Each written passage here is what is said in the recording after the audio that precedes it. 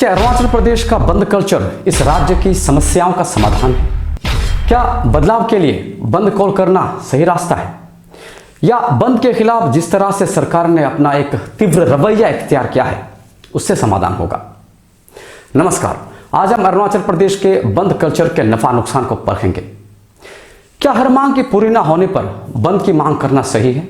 क्या सड़कों पर उतरकर अपने ही राज्य के प्रॉपर्टी को बर्बाद करना, जला देना या आम लोगों की जिंदगी के रोजमर्रा के कामों पर अड़चन डालकर उन्हें तकलीफ में लाना, क्या यह सही है? क्या यह मसले को सुलझाएगा? मैं अक्सर अपने से यह सवाल करता रहता हूं और जवाब अनेक है। तर्क बहुत है, कभी यह जायज लगता है तो कभी नाजायज। जायज इसलिए क्योंकि अरुणाचल प्रदेश जैसे राज्य जहां अपोजिशन की आवाज ना के बराबर है। मैं सिर्फ आज के अपोजिशन की बात नहीं कर रहा हूं, मैं अरुणाचल की जो राजनीतिक हिस्ट्री है, राजनीतिक इतिहास है, उसकी सच्चाई की बात कर रहा हूं। तो ऐसी जगह जहां अपोजिशन की आवाज ना के बराबर है, ऐसी जगह सरकार के नुक्स को कौन निकालेगा? अपोजिशन उस लगाम की तरह होता है जो किसी भी रूलिंग पार्टी को अपनी दिशा से भटकने से रोकता है, और हमारे देश की राजनीति की भी यही सिद्धांत है। एक सरकार को अपनी मनमानी करने से रोकने के लिए अपोजिशन का ही सबसे बड़ा किरदार होता है, और एक तरफ से यह सरकार तक लोगों की आवाज पहुंचाती है, और भारत की राजनीतिक रूपरेखा को खींचने वालों की भी यही मंशा रही होगी। लेकिन आज ना अपोजिशन वाले अपना किरदार सही तरीके से समझते हैं, और ना ही लोगों को यह समझे कि एक राज्य की, एक देश की प्रगति में दरअसल एक अपोजिशन का क्या किरदार हो सकता है। और अरुणाचल प्रदेश जैसे राज्य में जहां लोग राज्य की प्रगति से ज्यादा अपने अहंकार को तवज्जो देते हैं और उसके लिए समझौतों की बैसाखी का सहारा लेते हैं, यहां जनता की आवाज कौन बनेगा? मैं किसी भी पार्टिकुलर पार्टी की बात नहीं कर रहा हूं। पार्टियां तो बदलती रहेंगी, लोग बदलते रहेंगे, नेता बदलते रहेंगे, पर अफसोस की बात यह है कि लोगों की मानसिकता नहीं बदलती। दरअसल हम नेता हमारे देश की, राज्य की प्रगति के लिए चुनते हैं। हम उसे कहते हैं जाओ, हमने अपना काम संभालने के लिए आपको चुना है और आपको हमारा काम करना है, पर प्रैक्टिकली ऐसा कहाँ होता है? यहां हमसे कंसेप्ट मैं में बदल जाता है। मेरा काम करना है, मेरा काम होना है, मुझे आगे निकलना है, सोसाइटी, समाज, देश, राज्य बाकी बाहर में जाए। और यही सोच किसी भी नेता को इतनी हिम्मत दे देती है कि वो भी अब अपने ही बात, समाज, राज्य और देश की बात सोचता है, और ये रिवाज सा बन गया है। हम किसी को भी चुन ले, मानसिकता नहीं बदलेगी। मैंने कहा ना, पार्टियां बदलेंगी, लोग बदलेंगे, नेता बदलेंगे, पर यह मानसिकता नहीं बदलेगी। और जिन लोगों को इस मुद्दे के खिलाफ आवाज उठानी चाहिए, उनकी आवाज भी मैं वाली सोच के चलते सिसकियों में बदल जाती है, जो ना किसी को सुनाई देती है और ना किसी का काम आता है। और यही कारण है कि अरुणाचल जैसे राज्य में आम लोग सड़कों पर उतर आते हैं और अपनी आवाज इनके जरिए लोगों तक पहुंचाने की कोशिश करते हैं। यह सिलसिला लेकिन सिर्फ आज से नहीं है, यह इस राज्य के इतिहास का अटूट हिस्सा है। पर दर्द देने वाली बात यह है कि कई मौकों में लोगों की इस ताकत का इस्तेमाल कुछ लोगों ने सिर्फ अपने इंडिविजुअल बेनिफिट्स के लिए किया है। यह कहना इसलिए गलत नहीं होगा कि कई बार ऐसे बंद और नारेबाजी पॉलिटिकली मोटिवेटेड भी होते हैं। अब मैं राजनीति से इतना तो नहीं जुड़ा हूं कि यह बता पाऊं कि यह किस तरह होता है, पर यह जरूर होता है। लेकिन पता है, आज सोशल मीडिया के इस दौर में बंदर के हाथ में बंदूक आ गया है। कब कहां किसका इसका ट्रिगर दब जाए, इसका तो ठिकाना ही नहीं। देखिए, मैं किसी भी इंडिविजुअल नेता या व्यक्तित्व की बात नहीं कर रहा हूं। मैं उस एक चीज की बात करने जा रहा हूं जो मुझे बहुत हद तक खटकती है। हो सकता है आपकी सोच, आपकी राय मुझसे मेल न खाए। हमें अपनी बात रखने का पूरा हक है, लेकिन कहीं भी हो, चाहे वो समाज में हो, घर में हो, हर चीज का अपना एक तरीका होता है, एक सलीका होता है। और अगर हर बात को उसी दायरे में रहकर की जाए तो हम सबके लिए अच्छा होता है। एक बेटे को अपने माता पिता से, एक बहन को अपने भाई से, एक भाई को अपनी भाई से, एक भाई को अपनी बहन से, और एक इंसान को दूसरे इंसान से किस तरह पेश आना चाहिए, उसका एक तरीका होता है। अगर हम उसे लांघ दें तो हमारी मर्यादा और उससे जुड़ा हमारा संस्कार अपनी जगह खो देती है। मैं नहीं कहता कि किसी बड़े नेता की आलोचना नहीं होनी चाहिए, किसी बड़ी शख्सियत की क्रिटिसिज्म नहीं होनी चाहिए। इनफैक्ट, जैसे कि मैंने पहले कहा, क्रिटिसिज्म ही वो लगाम है जो किसी को भी अपनी दिशा से भटकने नहीं देता। अगर किसी से भी, यहाँ तक कि चीफ मिनिस्टर से भी या किसी से भी उनसे कोई गलती हो जाती है तो उनसे कहना हमारा हक है। और ऐसा नहीं है कि उनसे गलती नहीं हो सकती, वे भी इंसानी हैं, उनसे गलती हो सकती है। पर हम हर किसी को एक ही तराजू में रखकर नहीं तोल सकते। या मैं तो कहूँगा, चाहे वो कोई भी हो, हमें एक इंसान से एक इंसान की तरह ही पेश आना चाहिए। हमारे बोल, हमारे शब्दों में वो लगाम होनी चाहिए, वो अनुशासन, वो डिसिप्लिन होनी चाहिए जो हमें सभ्य बनाते हो, सिविलाइज बनाते हो। और खास करके तब जब हम एक पब्लिक फिगर की बात करते हैं, उनकी आलोचना करते हैं। उनकी आलोचना करना, उनके खिलाफ बोलना अलग बात है, पर उनके खिलाफ अपशब्दों का, अनपार्लियामेंट्री वर्ड्स का यूज होना, उन शब्दों को लेकर उनका इस्तेमाल कर पर्सनल अटैक करना मुझे तो सही नहीं लगता। चाहे वो कोई भी हो, एक चीफ मिनिस्टर एक बहुत बड़ा फिगर होता है। He is constitutionally elected body by the people. वे लोगों के रिप्रेजेंटेटिव हैं। वो कोई गली में क्रिकेट खेलने वाला कोई लड़का नहीं है, कोई छोटा बच्चा नहीं है जिसका नाम लेकर आप ये खाओ वो खाओ कहते फिरोगे। मैं किसी पर्टिकुलर पब्लिक फिगर की बात नहीं कर रहा हूँ। ये पोस्ट कल को कोई भी पकड़ सकता है, ये पोस्ट किसी का भी हो सकता है, और हमें कोई हक नहीं बनता कि इतने हाईली रेस्पेक्टेड पोस्ट पर बैठे किसी से गली के किसी छोकरे की तरफ बात करें। मैं फिर से कहता हूँ, शिकायत करना आपका और हमारा हक है, पर हर चीज़ का एक सही जरिया होता है। इस बात पे भी ज़रा गौर कीजिएगा। चलिए अब 10 से 12 मई के बंद के मद्देनज़र उसके कुछ पहलुओं को टटोलते हैं। चलिए हम ये कह रहे थे, क्या बंद एक ऐसा जरिया है जो हमें इंसाफ दिला सकता है, और हमने ये भी जाना कि ये बंद यहाँ इतना आम क्यों है। अब जो बंद 10 से 12 मई को कॉल किया गया था, उसके चलते आज कई लोग जेल में हैं। सोल दोदुम के साथ नारी शक्ति के सदस्य भी अभी हिरासत में हैं। इस दौरान एक वायरल खबर भी फैली थी कि सोल दोदुम को जेल में बहुत परेशान किया जा रहा है, पर अब इस बात की पुष्टि हो चुकी है कि ऐसा कुछ नहीं है। सोल बिल्कुल हिफाजत से सही सलामत है। हमें इसलिए हर खबर पर भरोसा नहीं करना चाहिए जब तक कि उसकी पुष्टि ना हो जाए। इन सब की गिरफ्तारी को लेकर आज पर अरुणाचल प्रदेश में आक्रोश का एक माहौल है। हमने इस दौरान कुछ ऐसे संगठन को देखा जिन्होंने इस बंद का पूरा समर्थन किया, और कुछ ऐसे भी जिन्होंने इसका विरोध किया। चलिए, जिस तरह का भी माहौल है, जिस तरह के डिमांड्स है, उनके मुताबिक उनके चलते बंद कॉल करने वालों की वजह तो मैं समझ गया, पर इसके खिलाफ जो उतरे थे उनका स्टैंड मुझे अभी भी समझ में नहीं आया। ये जो बंद कॉल था वो 18 फरवरी 2023 के सरकार और जो एग्रीव एजिटेटिंग एस्पायरेंट्स थे उनके बीच जो समझौता हुआ था उस मुद्दे को लेकर हुआ था, और वहाँ तक, और जहाँ तक मैं समझता हूँ, मुझे याद है, उस मुद्दे में नल एंड वॉइड डिमांड के खिलाफ सिर्फ एक पेरेंट्स ग्रुप आपसू के अलावा सामने आया था, जो उन बच्चों की नौकरियां बचाने चाहते थे, जो अपने उन बच्चों की नौकरियां बचाना चाहते थे जो नल एंड वॉइड के डिमांड पीरियड में आते हैं। बाकी कोई भी संगठन इसके खिलाफ नहीं था, पर 10 से 12 मई के इस बंद के दौरान बहुत शोर हुआ। कई जगह एक दूसरे के खिलाफ नारेबाजी हुई। मतलब एक पार्टी जहां नल एंड वॉइड के अपने वादे को सरकार से पूरा करवाना चाहती थी, वही कुछ और संगठनों ने इस पार्टी के खिलाफ मोर्चा खोला। हाथापाई हुई, मेरे पर्सन के कैमरे तक तोड़े गए। हालांकि कैमरे तोड़ने वाले ने अपनी गलती कबूली और बाद में माफ़ी भी मांगी, पर ले देकर पूरा माहौल एकदम कंफ्यूजिंग था। खैर, इवेंचुअली 72 आवर्स का जो बंद कॉल था वो लगभग पूरा हुआ। अरुणाचल के कई शहरों ने वॉलंटियरली इसे ऑब्जर्व किया, लेकिन ईटानगर कैपिटल रीजन से कई Arunachal Pradesh unlawful activities prevention act 2014 के तहत गिरफ्तार हुए। इस एक्ट पर मैं अलग से एक वीडियो लेकर आऊंगा जहां इसकी मेरिट्स और डिमेरिट्स दोनों पर बातें होंगी, होपफुली मेरे नेक्स्ट एपिसोड में। तो इस एक्ट के तहत कई गिरफ्तार हुए। जितने भी अथॉरिटीज थे उनका मानना है कि यह अरेस्ट बहुत ज़रूरी था। अगर ये गिरफ्तारी नहीं होती तो पब्लिक पीस और सिक्योरिटी को खतरा था। अगर सच कहें ना तो यह बात भी बहुत हद तक सही है। अगर बंद कॉल के दौरान कोई अनहोनी हो जाती तो इससे भी बड़ा नुकसान हो सकता था। इसलिए अधिकारियों का यह कदम कानून के हित में, लोगों की सुरक्षा के मद्देनजर एकदम जायज़ है। हमें इनकी सोच की भी दाद देनी चाहिए। इसमें इनका कोई अपना निजी इंटरेस्ट तो है नहीं। ये जो भी करते हैं राज्य के हित में करते हैं, वरना कैपिटल डीसी को भी क्या पड़ी है कि अपनी नींद और चैन को होकर किसी के पीछे हाथ धोकर पीछे पड़ जाएं।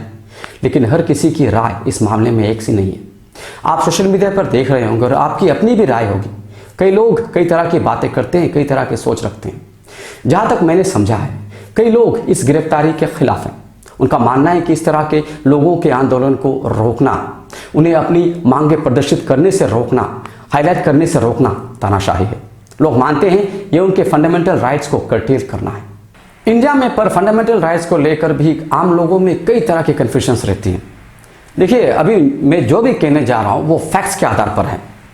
शायद मेरी बातें सुनकर आप में से कईयों को लगे कि मैं प्रो गवर्नमेंट बात कर रहा हूँ, लेकिन आप जानते हैं, जो मेरे चैनल देखते हैं, मैं हमेशा फैक्ट्स और सर्च के आधार पर मिडिल लाइन चुनता हूँ। तो पूरी बात सुनिए, फ्यूचर में भी काम आएगा। फंडामेंटल राइट्स, हमारे पास 6 फंडामेंटल राइट्स हैं।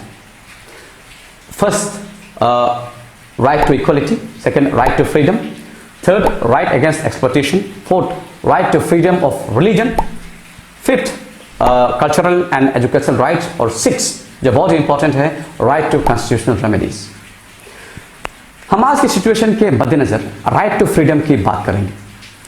देखिए, राइट टू फ्रीडम में जो आर्टिकल 19 से 22 तक कवर करता है, वहाँ उस आर्टिकल में आर्टिकल 19 के अंदर ही 6 राइट्स अलग से हैं। वो है first, freedom to speech and expression, second, freedom to assemble peacefully without arms, freedom to form association, freedom to move anywhere in the country, freedom of residence and freedom of profession.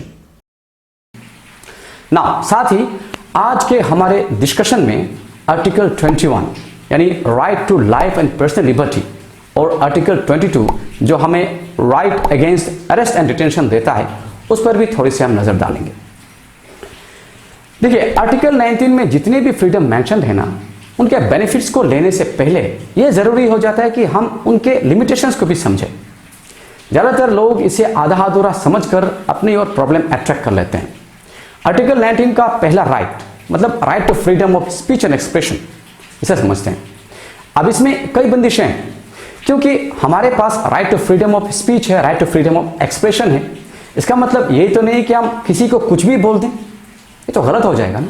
हमें freedom of speech का इस्तेमाल करते हुए अपने देश का भी ख्याल रखना है। हमें ख्याल रखना है कि ये हमारे देश की इंटीग्रिटी, सिक्योरिटी या सॉवरेनिटी के लिए कोई खतरा तो नहीं है। हमें यह भी ध्यान रखना है कि हमारे कथन से किसी फ्रेंडली जो फॉरेन नेशन है उसके साथ रिश्ते ना बिगड़े, देश के पब्लिक ऑर्डर ना बिगड़े, किसी को डिफेम ना करे या कोई हिंसा ना भड़के। हमें यह भी ध्यान में रखना है कि किसी कोर्ट ऑर्डर का कंटेम्प्ट ना हो। जो दूसरा राइट है, राइट टू असेंबल, ये भी दरअसल subject to many reasonable restrictions. जो देश की इंटीग्रिटी, जैसे कि मैंने पहले कहा, सॉवरेनिटी है, साथ ही पब्लिक ऑर्डर है, उसके मद्देनजर ये भी तय की जाती है। Right to form union and association, ये भी इसी कानून के दायरे में है। ये तो कुछ कुछ लोगों पर पता है बंदिशें भी डालती हैं, जैसे कि पुलिस या आर्म फोर्सेस के लोग पॉलिटिकल पार्टी के साथ एसोसिएट नहीं कर सकते। एंड लाइकवाइज जो freedom to move freely, freedom of residence and freedom of profession, and also they are also actually subject to some kind of restrictions, of course in the interest of the nation. अब इसका मतलब है कि आप समझ ही गए होंगे कि अगर अथॉरिटीज को, लॉ इंप्लीमेंटिंग एजेंसीज को लगे कि कोई भी राइट मतलब कोई भी राइट टू फ्रीडम किसी भी तरह से किसी भी कानून का उल्लंघन कर रहा है, तो उसमें वे रेस्ट्रिक्शन डाल सकते हैं। और बड़ी बात यह है कि अगर वे कोर्ट में उन्हें इफेक्टिवली वैलिडेट कर पाते हैं तो they can not be challenged either.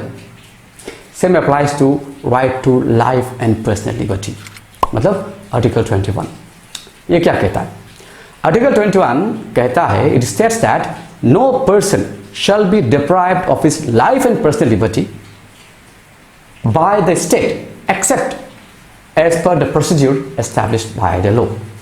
In fact, this article has a wide scope, और पता है its interpretation has undergone many changes over the decades. इसलिए जो सुप्रीम कोर्ट है उसने it has interpreted the right to life as the right to a dignified life.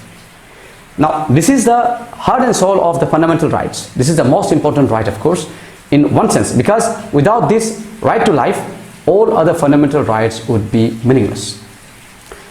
It is this article actually that differentiates between a police state and a constitutional state. लेकिन इसमें भी अगर आप गौर करेंगे तो यहाँ भी इस फंडामेंटल राइट्स को भी एस्टैब्लिश्ड प्रोसीड्यूर ऑफ लॉ के तहत इसे कर्टेल की जा सकती है। आप इसमें चैलेंज नहीं कर सकते अगर लॉ परमिट करती है तो। Please do correct me if I am wrong here. अब आइए, right to protection against arrest and detention in certain cases, of course, यानी आर्टिकल 22 को समझते हैं। ये किस तरह हमें प्रोटेक्ट करता है? सबसे जरूरी चीज जो हमें समझनी है वो ये है कि ये राइट सिर्फ गिरफ्तारी के बाद ही लागू होता है। मतलब आर्टिकल 22 का हवाला देते हुए आप नहीं कह सकते कि आपको अरेस्ट या डिटेन नहीं किया जा सकता।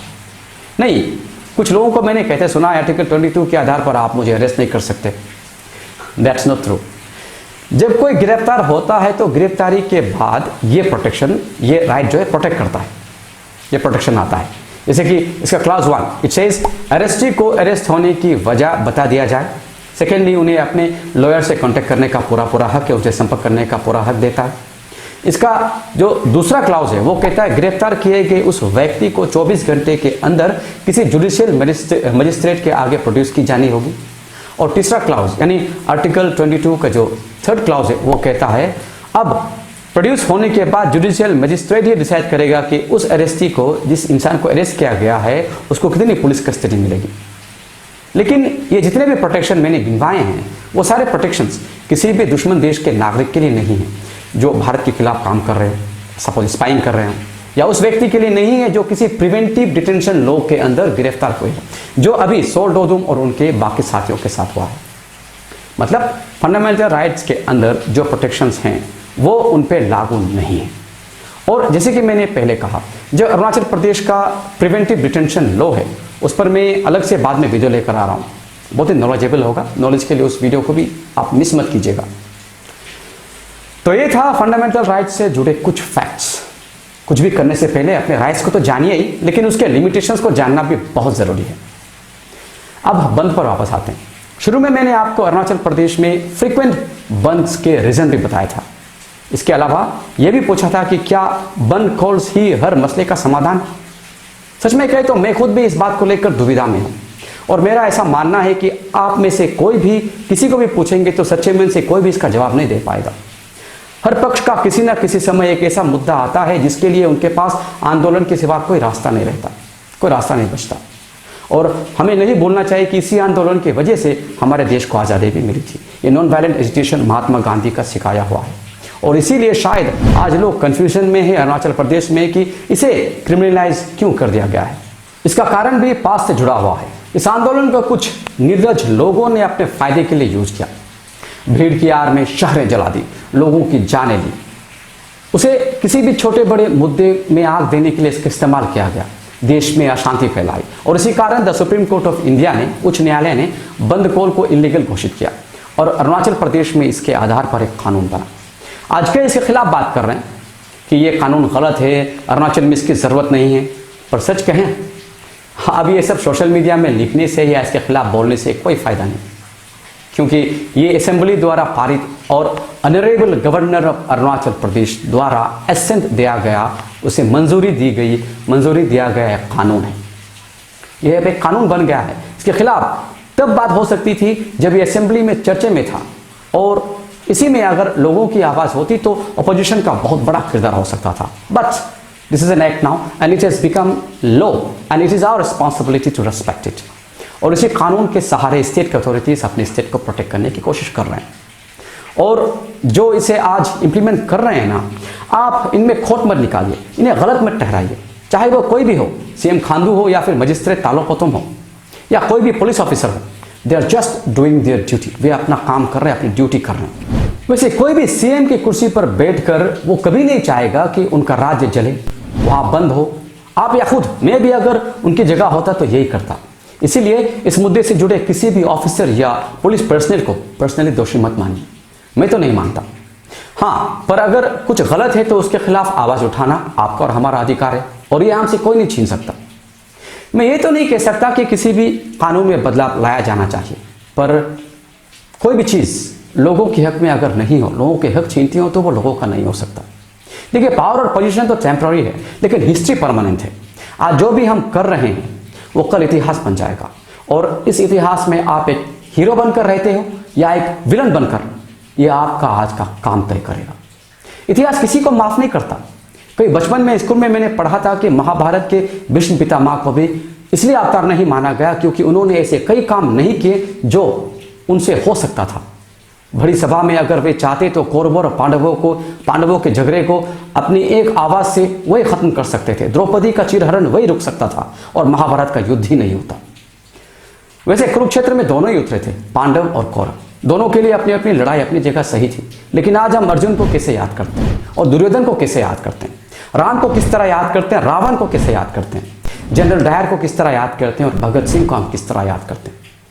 मैं ये बताने वाला कोई नहीं हूँ, ना कोई मेरी हैसियत ही कि कौन सा पक्ष सही है कौन सा गलत, लेकिन इतिहास में आपको किस तरह याद किया जाना चाहिए आप तय कीजिए। जय हिंद।